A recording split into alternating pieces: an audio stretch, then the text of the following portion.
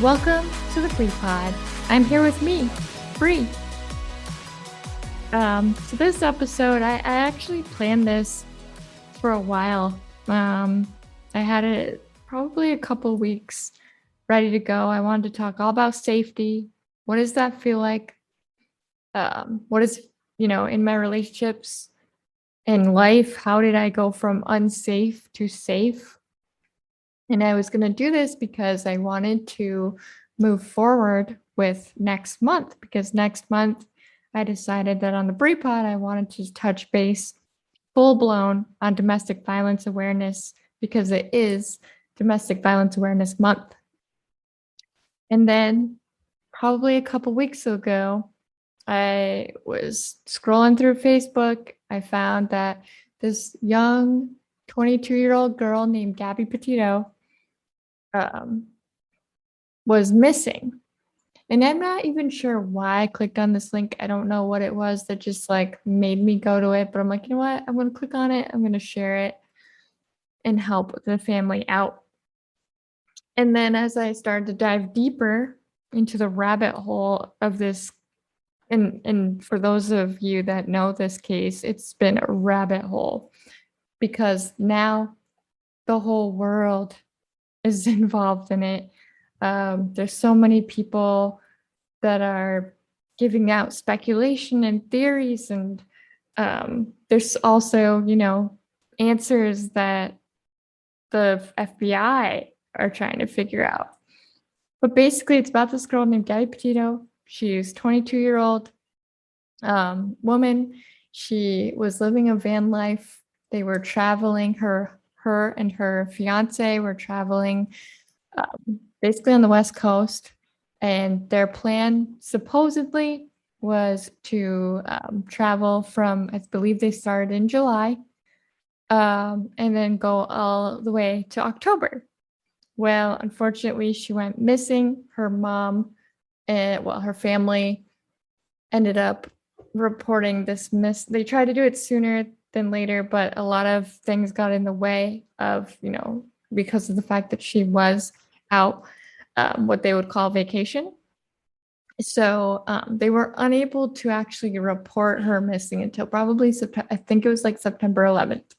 And at the time, they knew where the fiance was, because they found out that he was back in Florida with the van.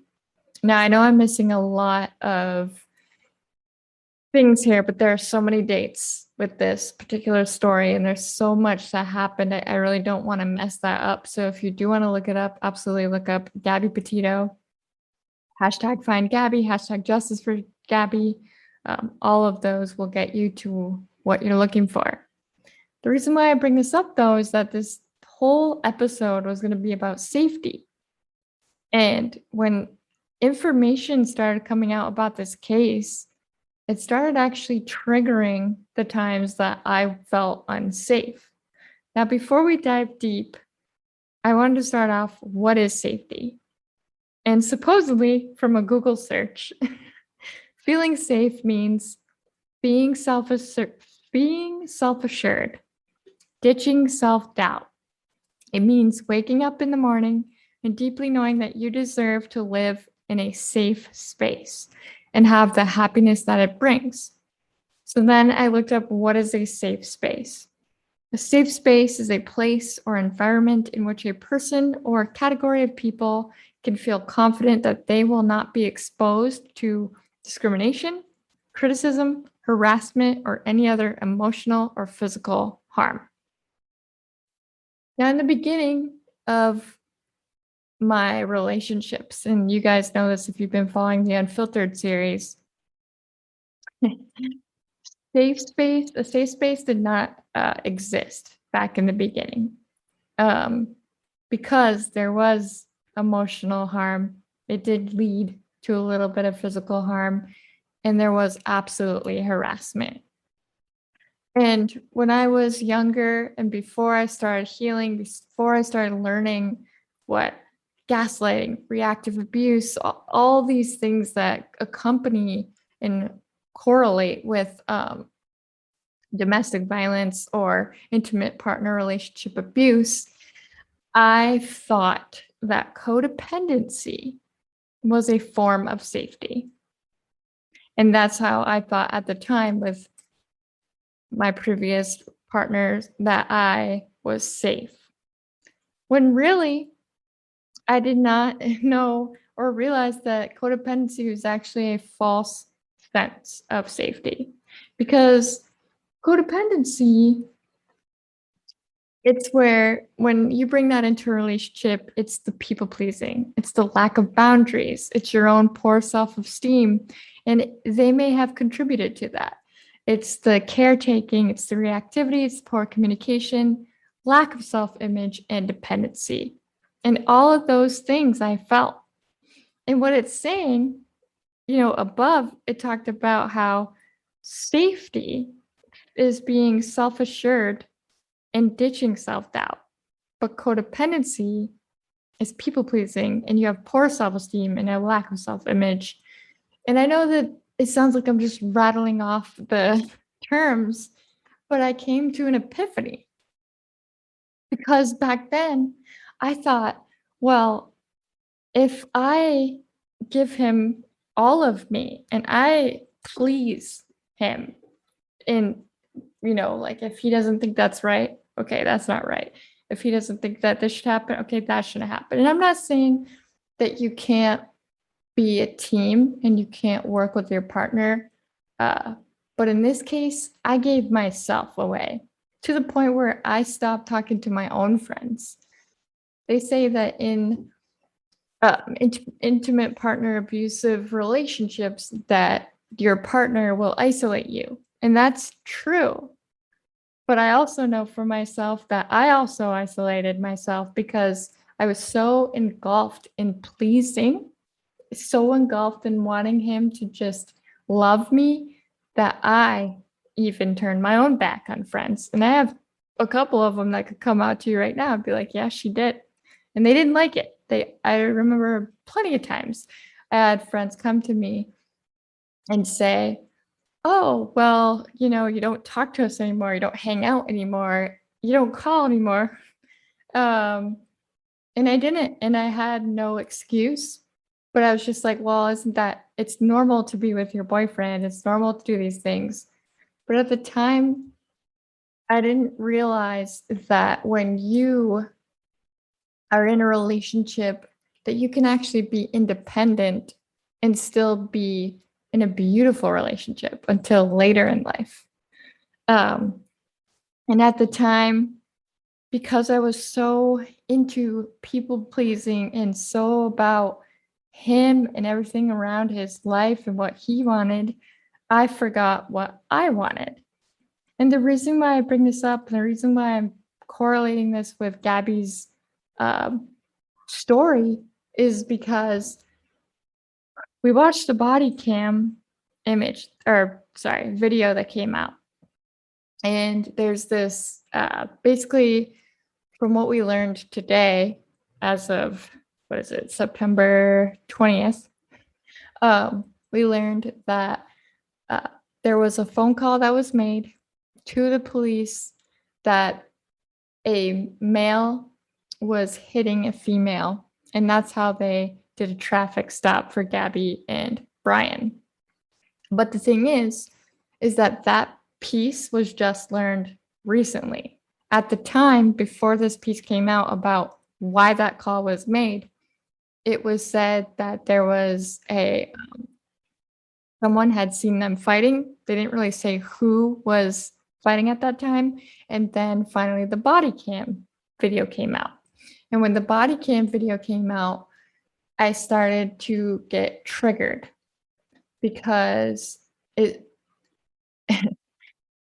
you've been in a intimate abusive relationship or partnership, and I'm sure many of you felt this way if you did see this body cam video, you see her fiance Brian basically like cool and collective, just chill, like, oh no man, sorry, we didn't mean to do this. He's super cool, right?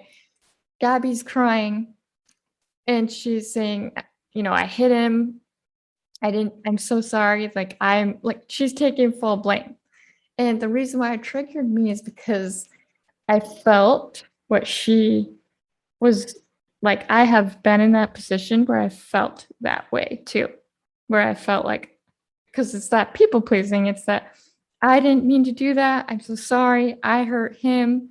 Like when people don't realize, and when it starts to get physical, there's that reactive abuse, which reactive abuse is where the abuser, the partner that was abusing, gets you so basically bottled up where you end up hitting them back.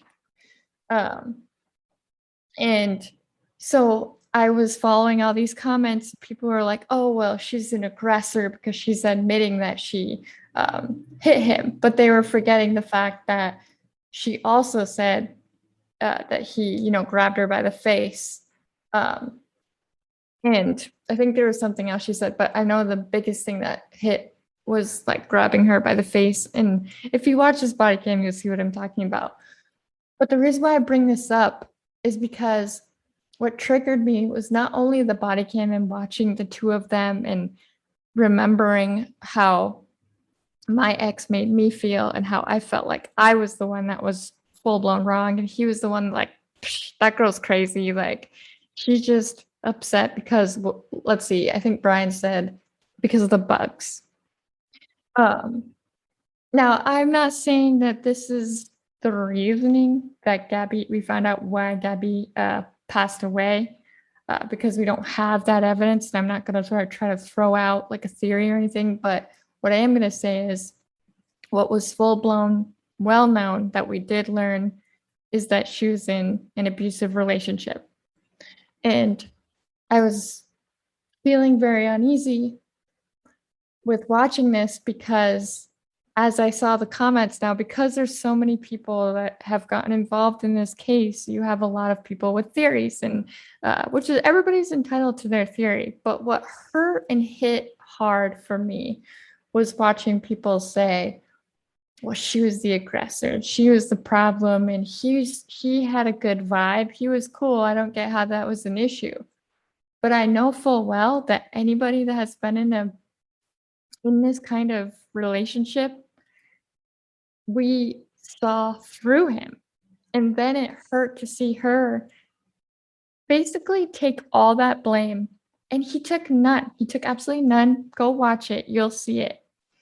And it hurt because I remember back when everything went down for me, how many people told me that they didn't believe in me. And the reason why I personally bring up safety was that a long time ago, I thought, like I said, I thought codependency was safety.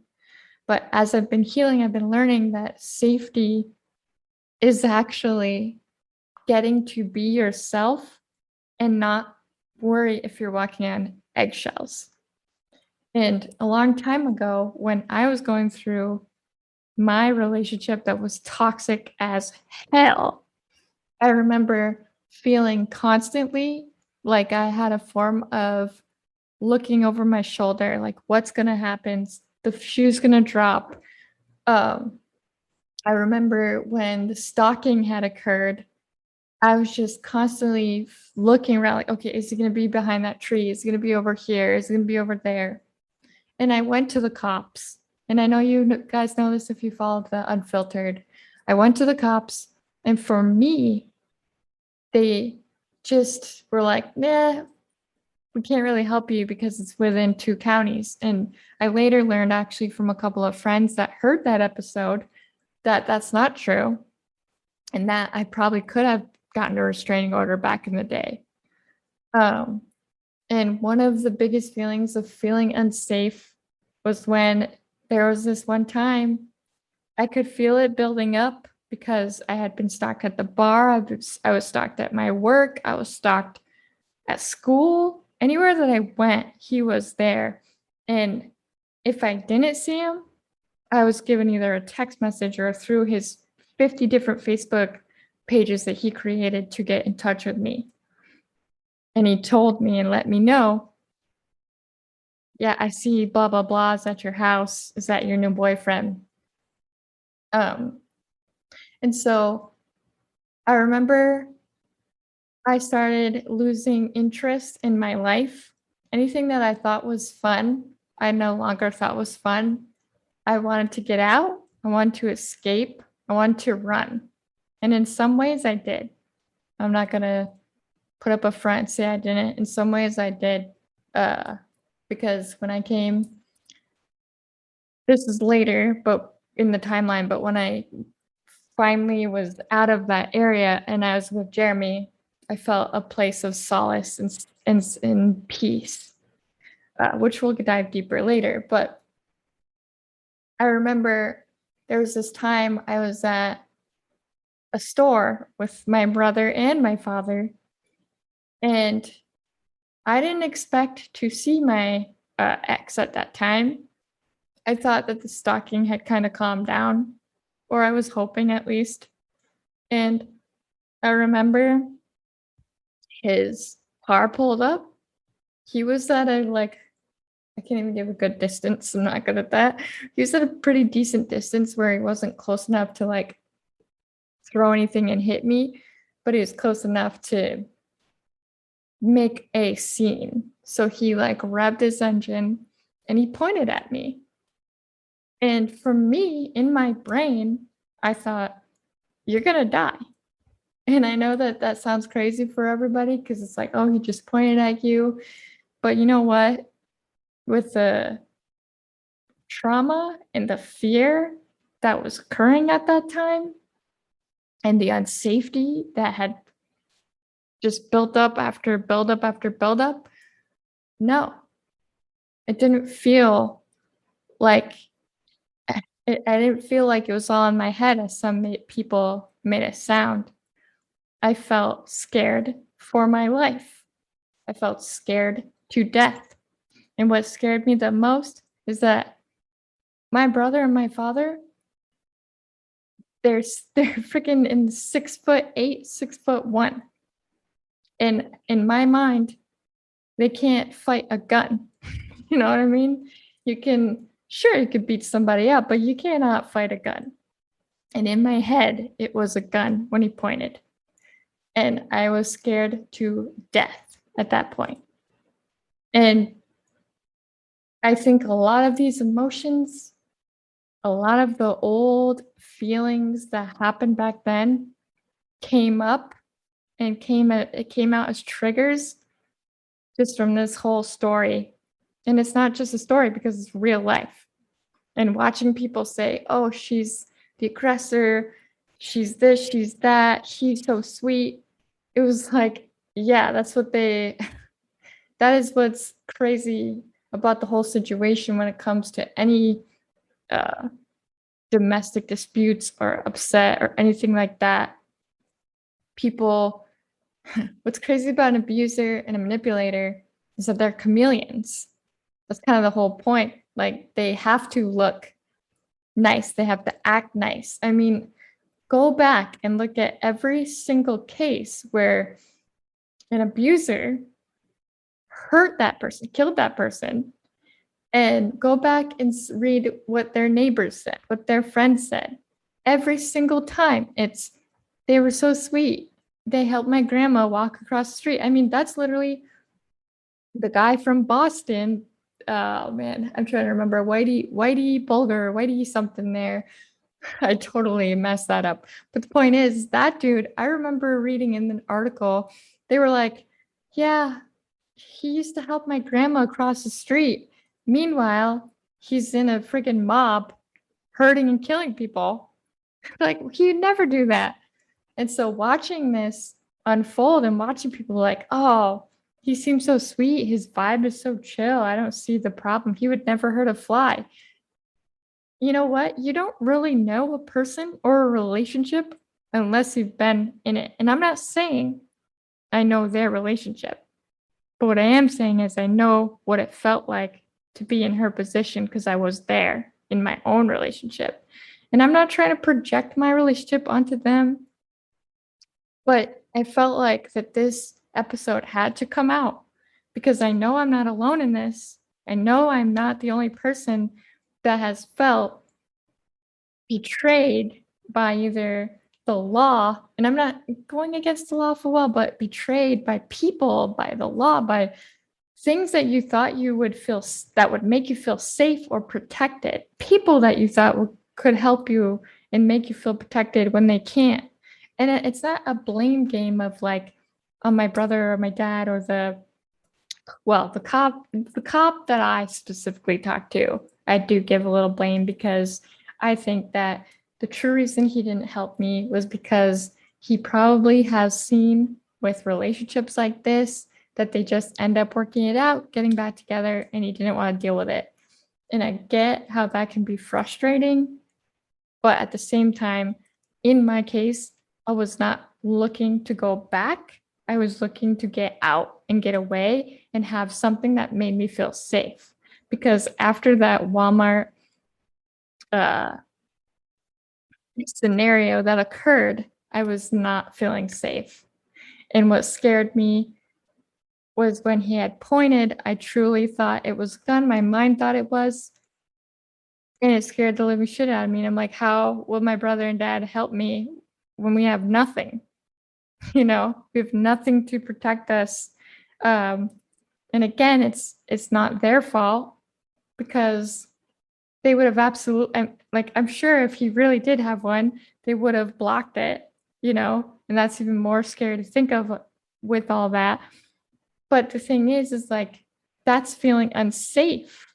And and when people don't believe you and people are constantly like, well, I don't get it. You're so nice. This person's so great.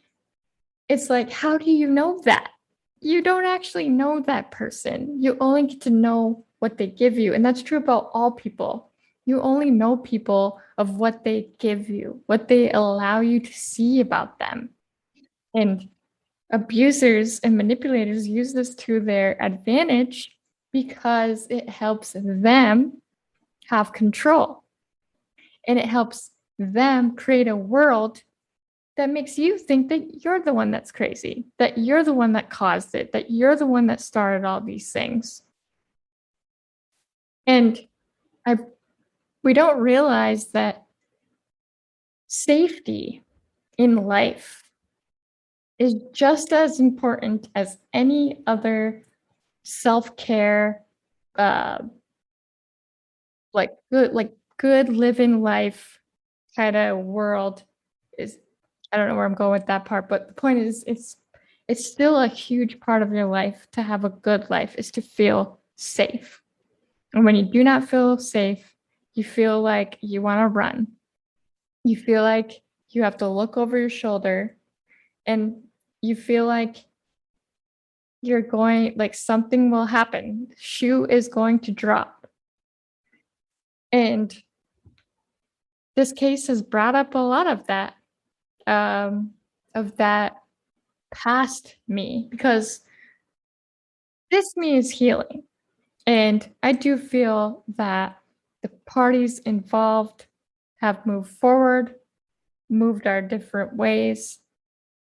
But when you see stuff like this, there's always still going to be that PTSD. There's always still going to be that trigger that comes back. And I think that what hurt the most too, and I mean, I know that this is kind of going off of a tangent a little bit here, but what hurt the most was seeing that she has passed. And we don't know why yet. We don't know what happened yet. But if it happens to be because of by the hands of her fiance, that is just going to be absolutely devastating. And I'm not saying it's not devastating now because it is. It felt like when I saw the body cam and I heard about the phone call and how we found out that actually the reason why there was a phone call that even happened was because they saw him hitting her. But unfortunately, in relationships like this, when you are tied to that person, you have that trauma bond, and you already feel those feelings of like, your self-worth is in their hands. Basically, everything is in their hands. You could be like, oh, it's just something that I did wrong. And that's why I do believe she took a lot of the brunt of the blame. when you see that, for me, it broke my heart because it's like, felt like one of our own was taken from us. And what I mean by that is I've always been about justice. I've always been about finding justice for the injustice. I've been so passionate about domestic violence, emotional abuse, physical abuse, regardless it's abuse, that when you see someone that was in that who potentially has been killed over that, it just is awful. It's there are no words to describe it. And when I came on here to talk about safety, this kind of changed the whole dynamic because I remember I started to remember what unsafe, what that felt like, and how every day in that relationship, I felt, oh, okay, I have to do this or I have to act a certain way so that this person doesn't get upset. How do I make sure that I don't step on the wrong shell? And it really is like playing that it's like where the little mines are. Oh man, what's that game called? Oh my gosh. But it's like got the little mines and you've got to click and hope that you don't click the mine. And if you click the mine, it all goes.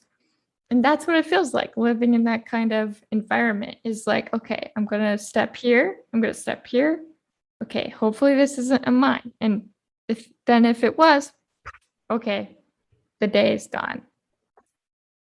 And it's so important to feel safety and to recognize, am I in a safe place? Because what apparently a safe space or safe place is supposed to be is where you feel self-assured and you're starting to ditch that self-doubt because let's be real, as humans, we're always going to have a little bit of self-doubt.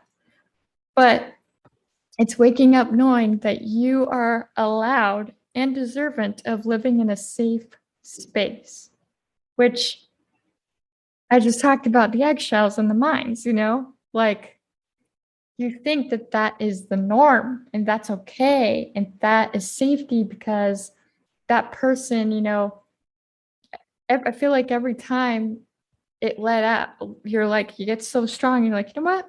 I'm going to leave this relationship. That person all of a sudden, they know that. So the manipulation comes in hard and like, oh, I won't do that again. I can make this better. I can make this work. Or how my former partner liked to say, you're never going to find anybody that's going to handle your crazy or that's going to deal with you. But what I've learned from where I was to where I am, safety is where you can be your ultimate self. Safety is where you can walk into a room when you wake up in the morning and you can walk into your life when you are in your life and you're not looking back as to what's going to get me. Am I going to step on the mine? You're just waking up and you're living your life and you're embracing that. And there's so many things that my husband, Jeremy, as we've talked about multiple times now, has taught me. He has taught me what love feels like. Because at the time, I thought love was basically, I'm degraded, but I'm at least still giving my love to that person. So that's love. No, that's not love. That's actually hurting you. And the more you diminish yourself, I feel like the more, I'm not going to say you lose yourself, but you get out of touch with you. And then you start to forget who you were. And when I was, starting this new relationship with Jeremy, it was like, going into something so new for me. It was very foreign. I was not used to someone loving me back. I was not used to someone assuring me that I'm worthy of love. I wasn't used to someone saying that you're deserving of love. and absolutely was not used to someone giving me a place of solace. When I started dating Jeremy, my toxic traits came out because I projected what I was used to prior. I took his phone, I read his texts, I read his messages. I probably did that every single day for about a year or so. And I admit all of this because I want you to see that it wasn't like I went from unsafe and then I was like, boom, I'm safe, I'm healthy, this is perfect, we're great. No, I questioned things even more because I was like, it feels too good to be true. He's got to be cheating because he's being too nice. He's got to be, you know, not really that into me because this doesn't feel right. It's that feeling of that unsafety, that or unsafe, I guess. Um, and as time moved on and time moved forward, I started to learn that I could lessen a little bit on, taking his phone. And he knew this. He was aware that I took his phone. What I love about Jeremy so much is that communication is so key. And he was always and is always very supportive and said, Bree, not really like, I'm not doing this because I want to condone this behavior because it's really not the best behavior. It's not a trusting behavior, but I'm doing this. I'm letting you have my phone. I'm letting you message back to whomever, but I want you to know that I'm only doing this because I want you to see for yourself that I'm trustworthy.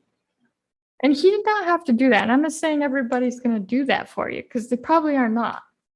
And honestly, I don't think that I should have done that, but I absolutely brought in my own insecurities. I brought in my own paranoia of he's going to cheat on me. This is going to go down. The mines are going to happen. It's eventually going to happen because you get so used to that. And you start to think, well, maybe this is actually just a normal relationship. It's just normal to feel always on edge, to feel anxious. I mean, my panic attacks back in the day were way worse than I've ever had in my life. Now, I'm not saying that they went away because they still exist. And in the beginning of this relationship with my husband, they were still there. And the first thing that I told him was that I don't trust anybody. And where I'm at today, and this is after let's see, we just got into healing probably it's been almost about a year now. And before I was healing with a counselor, that was the one that I was just talking about a year now. Before that, I was working on myself, which was absolutely slower. The time that I was trying to work on myself and make myself better because I could feel the strain it put on my relationship to constantly be checking his phone, to constantly be questioning his trust when it wasn't fair. But I did it. And I wanted to be better and I wanted to grow and I wanted this relationship to be something. And I could see in myself that I was bringing the toxic things that I had in my former relationship into my present. And I knew that he wasn't deserving. It wasn't fair to him to have that happen.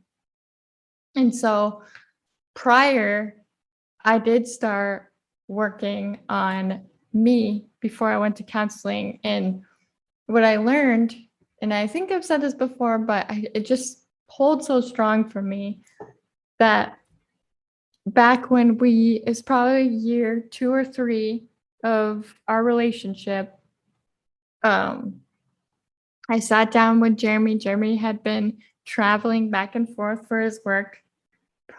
I think it was year 3, but whatever, doesn't matter. Point is that he started traveling more back and forth from work. And so I was by myself a lot more than when we first started being together. So I also did not have access to his phone as much. This really had to build some form of a trust.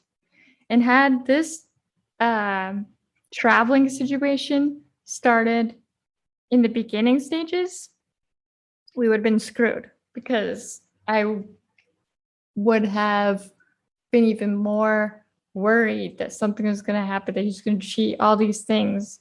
But the way that I think that it worked out actually well, because when he started traveling, I had already done some work on myself to stop that trait, to stop taking the phone, to realize that he was and is trustworthy. And I know some of you are probably judging me and being like, what the heck? And then some of you are probably like, yeah, girl, been there, done that, or still there and doing it. The reason why I share these experiences with you is because I want you to know that the whole thing about filtering like Instagram looking so beautiful, which is the same for Gabby and Brian. Their Instagram looks so beautiful, but you have no idea what happens behind closed doors. And in my case, in the beginning of my relationship with my husband, I was absolutely scared. I was coming out of unsafe and bringing that unsafe into this new relationship. But it has came to a place where we probably have been together now for 8+ years now. I feel safer than I have ever been. I trust him. I don't lack boundaries. I don't have poor self-esteem with him. We don't have poor communication together. We don't have a lack of self-image. And I'm not full-blown dependent. And I'm not saying that I'm not human, because, I am still human. I still have things within me that I do not like, that I'm learning to love and learning to grow with. But that's what's the healing process, right? That's where healing is not linear. And it's going to be up and it's going to be down. And when you think you're 10 steps ahead, you're going to go 20 steps back. And then you're going to come back 10 steps ahead. It's just healing.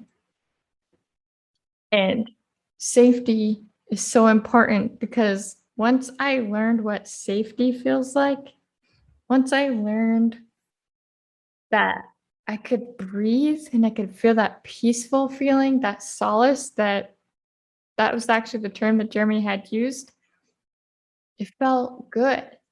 And I started to learn that it actually showed me how far away from myself I went, because I went pretty far away from myself, to the point where it almost felt like it was so close of asking permission for everything in the beginning. It's not that Jeremy would have been about that, but I was so into that mode of I must please, I must be this, that, what they want me to be. I lost me. But as this relationship went on, as he let me be me, and he has been with the ups and the downs. He's been through the stage of me taking his phone, me telling him full blown, I don't trust you, me projecting my insecurities onto our relationship, me projecting my past relationships onto him. And what I do appreciate the most about our love and our relationship is that no matter what, he stuck with me. And I always say this every time, and I think I was going to say this earlier, but I went on another tangent there. I always thought it was so beautiful that Jeremy, he never walked ahead of me. Now, technically, if we're talking in terms of literal sense, yes, he does walk really fast, but in a very hypothetical sense, more like in that metaphor thing here. He never walked ahead of me where I felt like I always had to keep up with him. He never was behind me where I felt like I was being watched and needed assistance. he always has been by my side and doing his own thing. I mean, because I want to add that, he's been on his own journey. It's not like he like backed up and was like, okay, let me back up my life for you so that you can be on the same plane as me. It's more so like figuratively uh, in life, wherever he was at that point, wherever I am at that point, we were walking together. And that's when I got into fitness. And Jeremy wanted to make sure that I was going there to learn and find my confidence, because for a while there, it was gone. I didn't have it actually for a long time. And I remember just thinking how beautiful that moment was, because this was the first male in my life that I loved. And I'm talking about in a relationship sense, in significant other sense, partnership, that actually was looking out for me and saying, I want you to feel good. I want you to feel like yourself and feel beautiful and feel confident and sexy and brilliant, because that's who I see you to be, but you don't see you to be that way. And I'm not saying, now, mind you, some of you are probably like, wait, he brought you to the fitness trainer? Let me clear that up for a little bit. I personally asked to go do, I wanted to be in a bikini competition. And I still believe that I will, but I want to wait until I have children. Because I'd like to, like, that's my goal. As you guys know, I have infertility issues and I want to have a child so badly. I am having a fur baby on a side note. That's going to be actually coming home this weekend, but I want also a human baby.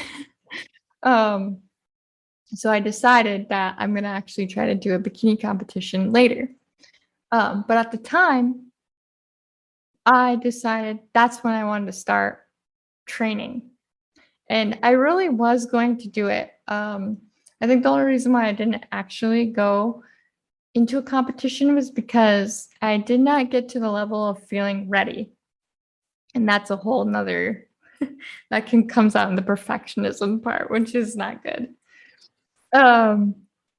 But the thing is that he was looking out for me. And I wasn't used to that.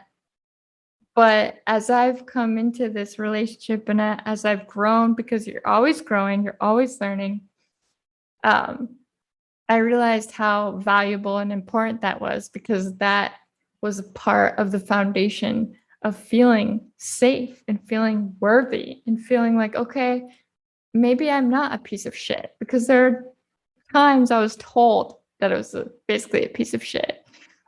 There's times I was told that I'd never find anybody like that, or I'd never amount to anything, or I'd never grow, and so on and so forth. All the degrading things that I had been told, and more.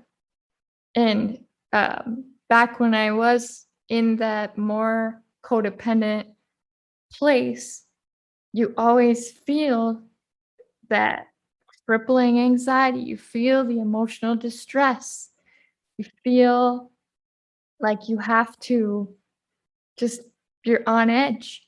And what I learned, because recently I've been reading about codependency, because I've been learning about what I felt safety was, what I thought safety was, what I've learned that safety is. And I've basically said that in this episode thus far.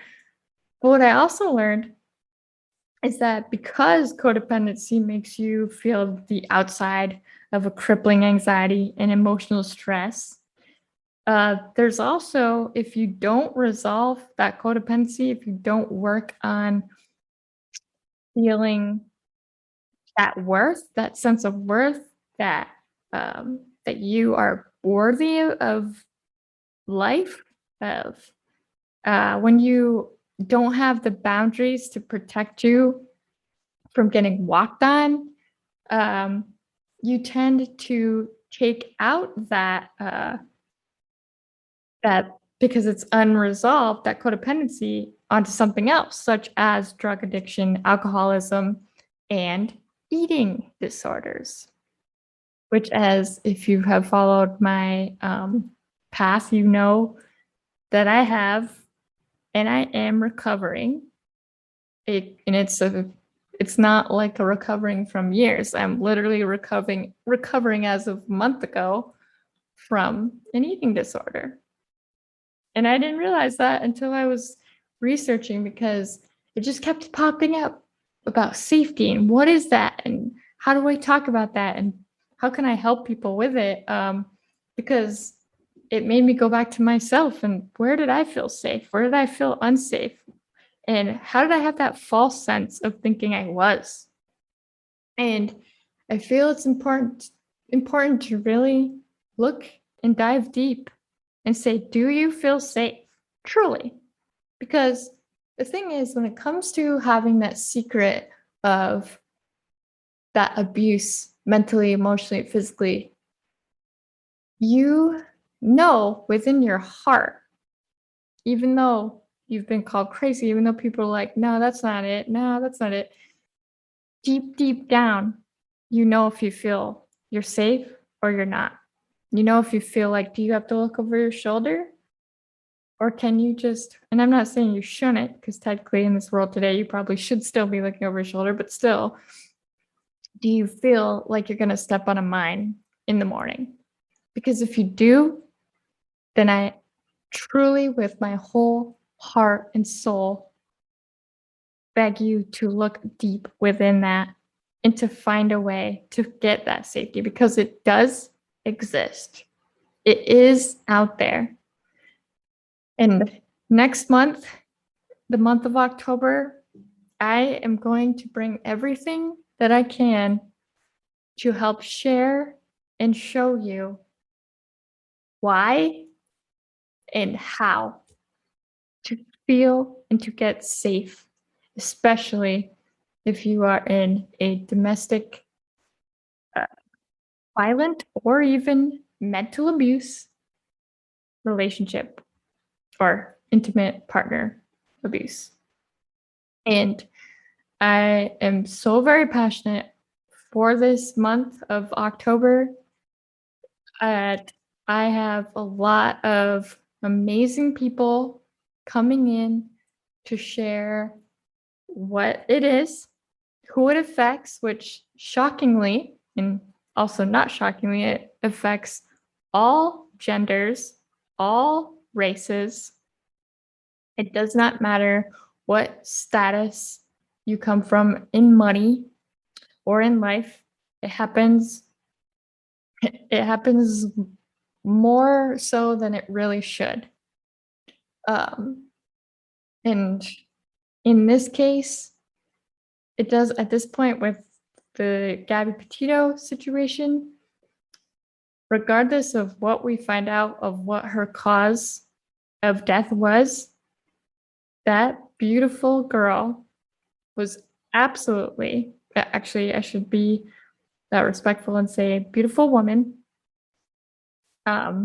was actually in an intimate partner abusive relationship, regardless of what they come back with of how she passed. And it's just always the people. I shouldn't say it's always people, but it is the people that are so nice, or they'd never do that. Like, I'm not saying you have to question every single person. I should fix my wording on that. I'm not saying it's always that type of person. But what I am saying is, before you go to tell someone, nah, that can't be true, before you go and listen to someone that's trying to tell you or ask for help that, nah, that can't be it, please take this story, it's not even a story because it's real life events. Take these real life events from really look up any situation that has to do with this and see that it's not always what it seems. And please, this is why there's so many people that do not ask for help because they are questioned. They're told, nah, that can't be it. And I get it. We don't want to believe that. And there are people that do accuse people of things that they haven't done. So, yeah, it's hard to tell what is truthful and what's not truthful. But if there is a cry for help, please be that person that can help. Please, I know that people have to, be willing to receive the help, but don't instantly go to questioning them and be like, no, that can't happen. No, that's not it. Because that right there is what stops people from potentially saving their lives. Now, I know that this episode was a bit heavy and probably a little bit all over the place because my thoughts are always all over. But I had to share this because safety in your life is so important. And if you don't feel that way, and it doesn't have to be a partner, it can be a parent, it could be from a child, it could be from, and when I say child, I mean like your child that's in their teens, their adulthood, anyone that manipulates you or is manipulative. This is a boundary for yourself where do you feel safe? And if yes, that is a beautiful thing. But if you do not feel safe, what does that look like? And do you need to reach out for help? Is it that time to reach out for help? Um,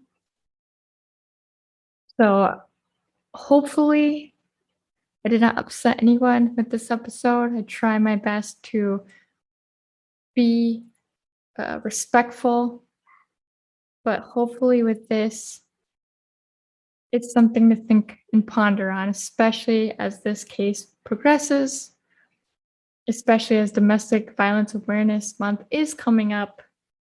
And regardless if you dedicate a month to it or not, the awareness really needs to be out there all the time because it happens every single day. And we're going to dive deep into that more in October. And as far as an affirmation, I'm just down to one affirmation because I think it's so important. You are worthy of safety. And when I say safety, I mean that safe space. I mean feeling that you deserve happiness. And I mean safety. And with that, you are loved, you are worthy, you are cherished, and I am proud of you. Until next time on the Brew Pod. Bye.